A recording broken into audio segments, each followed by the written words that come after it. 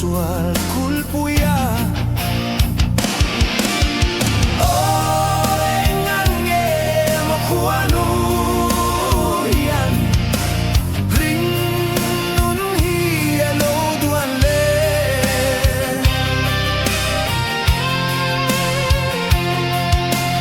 tamra le mai tur hiane mi le du bang rengin kan piang silo.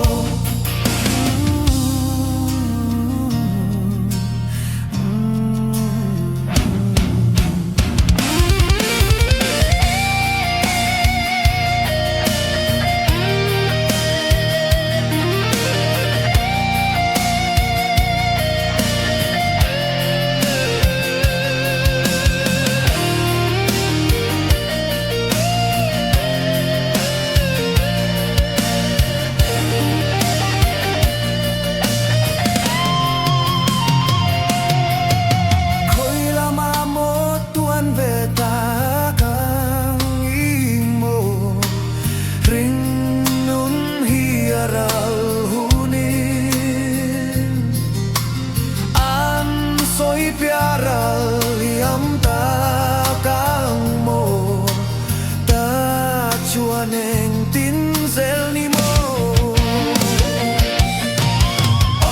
oengange mo kuanu yan ring nun hialo duan le